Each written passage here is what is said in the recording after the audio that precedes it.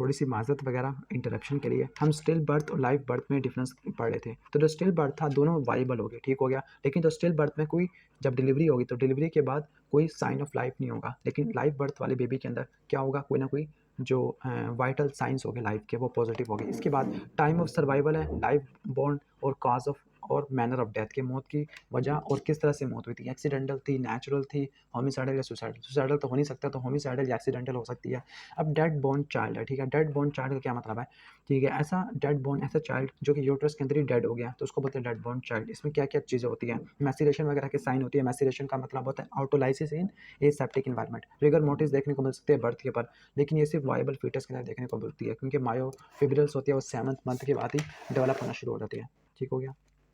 इसके बाद flotation test करेंगे, ठीक है। फ्लोटेशन टेस्ट में क्या क्या होगा, असल में जो फ्लोटेशन टेस्ट है ये इसके साथ है लाइव बर्थ और स्टिल बर्थ। अब जो स्टिल बर्थ और लाइव बर्थ बेबी है उसके जो लंग्स होते हैं उनको देखने के बाद हम ये कहते हैं कि स्टिल बर्थ है लाइव बर्थ है। तो उनके जो लंग्स होते हैं उनमें काफ़ी सारा डिफरेंस होते हैं। पहली बात, स्टिल बर्थ कहते कैसे, स्टिल बर्थ और लाइव बर्थ दोनों के दोनों वाइबल पीरियड के बाद बॉर्न हो गए, लेकिन स्टिल बर्थ के अंदर जो साइन ऑफ लाइफ है वो शो नहीं होगी, ठीक हो गया, जब उसको वेजाइनल कैनाल से एक्सपल कराएंगे। लेकिन जब इसकी एक्सपल्शन होती है लाइव बर्थ वाले की तो उसमें साइन ऑफ लाइफ देखने को मिलते हैं। ग्रोथ फीचर्स क्या होंगे लंग्स के, लंग्स ब्लूइश रेड होगा स्टिल बर्थ वाले में, लेकिन इसमें मोटल्ड अपीयरेंस होगी, डब्बे नुमा होगा, वॉल्यूम स्मॉल होगा, लार्ज होगा, क्योंकि रिस्पायरेशन कर रहा है जबकि रिस्पायरेशन नहीं कर रहा, ठीक होगा। थोरेसिक कैविटी नॉट फुल, यहाँ पे थोरेसिक कैविटी फुल नहीं होगी क्योंकि लंग्स सही तरह डेवलप नहीं था, ऑक्यूपाई फुल करेगी। लूज और रिंकल्ड होगी जबकि टॉट और स्ट्रेच होगे, मार्जिन शार्प होगे, राउंडेड होगे, सरफेस स्मूथ होगी, यहाँ पे अनइवन क्योंकि आपको पता है कि लंग्स के ऊपर डिप्रेशन वगैरह एलिवेशन होती है। कंसिस्टेंसी सॉफ्ट स्पॉन्जी इलास्टिक क्रेपिटेंट वगैरह, जल टिपिकल लाइक अडल्ट। वेट क्या होता है, टोटल बॉडी वेट का 170 जबकि 135, मतलब अच्छी तरह डेवलप कर गया। हाइपरप्लेजिया, यहाँ पे हाइपोप्लेजिया। डायफ्राम से देखते हैं तो यहाँ डायफ्राम की ओरिएंटेशन के लेवल पे तो ठीक है, तो 4th से लेकर 5th रिब लेवल है, जबकि लेकर 6th से लेकर 7th रिब लेवल, ठीक है। यहाँ पे लंग्स काफ़ी ज़्यादा डेवलप हो चुके हैं, तो डायफ्राम की पोजीशन हमें यहाँ पे देखने को मिलती है।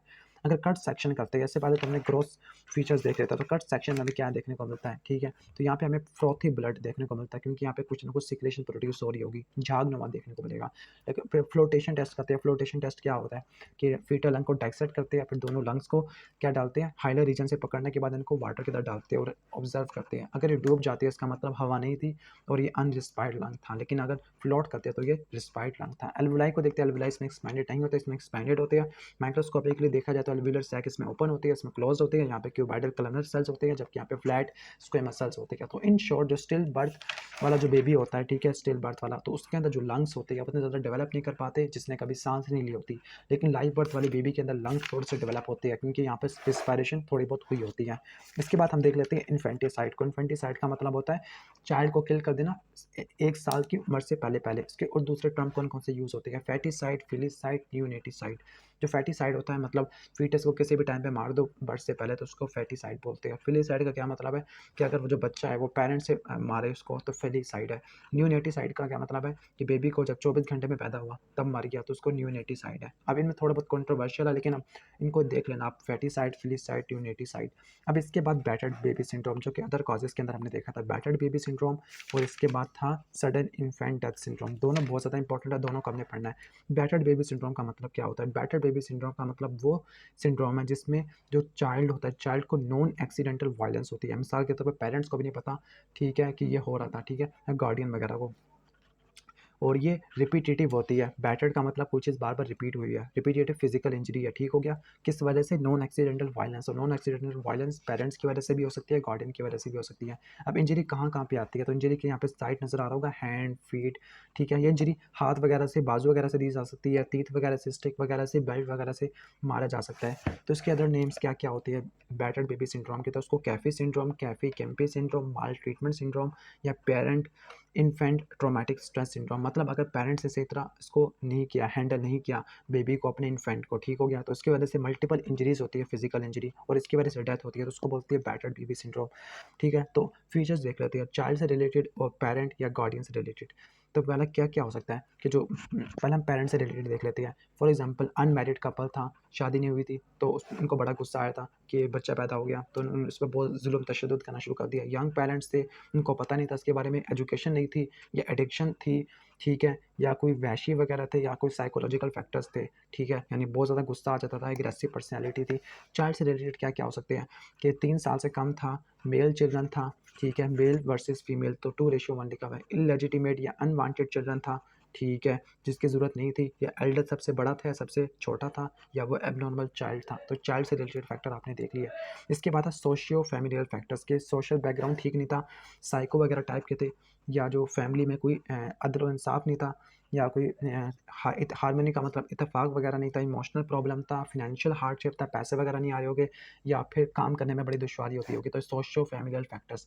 प्रेसिपिटेटिंग फैक्टर्स क्या होती है? बाज़ औक़ात ऐसा होता है कि जो बच्चा बदतमीज़ी कर रहा होता है, या बार-बार रो रहा होता है, या खाना नहीं खा रहा होता, ठीक हो गया, या मिट्टी वगैरह में खेल रहा होता है, अपने कपड़ों को गंदा कर लेता है, ठीक हो गया। यानी कोई भी चीज़ होती है जो अपने पेरेंट को अनॉय कर दे, अपने पेरेंट को गुस्सा, इश्ताल दिला दे, जिसकी वजह से पेरेंट थोड़ा बहुत मुश्तइल होने के बाद, गुस्सा आग बगोला होने के बाद अपने बच्चे के ऊपर जुल्म करना शुरू कर दे, तशद्दुद करना शुरू कर दे, तो उसको बोलते हैं बैटर्ड बेबी सिंड्रोम। डायग्नोसिस किस तरह से करेंगे? इंजरी की नेचर को देख लेंगे, ठीक है, रिकरेंट इंजरीज़ को देखेंगे, रेडियोलॉजिकल मैनिफेस्टेशन तो इतनी इंपॉर्टेंट नहीं है, ऑटोप्सी फाइंडिंग काफ़ी इंपॉर्टेंट है। अगर डेथ हो जाती है तब ऑटोप्सी करेंगे। तो एक्सटर्नल फाइंडिंग और इंटरनल फाइंडिंग, एक्सटर्नल एग्जामिनेशन में क्लॉथ्स को देखेंगे, न्यूट्रिशनल स्टेटस को देखेंगे, वेट, हाइट, एक्सरे वगैरह। क्लॉथ्स को देखेंगे, कपड़े फटे हुए तो नहीं है, न्यूट्रिशनल स्टेटस के खाने पीने को देते थे उसको, वेट वगैरह, हाइट वगैरह, एक्सरे वगैरह देख लेंगे। इंटरनल एग्जामिनेशन के अंदर क्या क्या देखेंगे? सरफेस को पहले देख लेंगे। इंटरनल एग्जामिनेशन फिर यहाँ पर सर्फेसिस को देखते हैं तो ब्रूज, एब्रियन, लैसेरेशन वगैरह देखने को मिलेगा। सीएनएस में अगर देखते हैं, ठीक है, सीएनएस, तो सीएनएस में एक होता है बार-बार अगर कोई बच्चा डिलीवर होता है तो उसको बार-बार जल्दी से शेक वगैरह करते हैं, तो उसके ब्रेन के क्या होती है, ट्रॉमा हो जाता है, सीवियर ट्रॉमा हो जाता है सीएनएस का, उसको बोलते हैं शेकन बेबी सिंड्रोम। रेटिनल हैमरेज वगैरह देखने को मिल सकते हैं।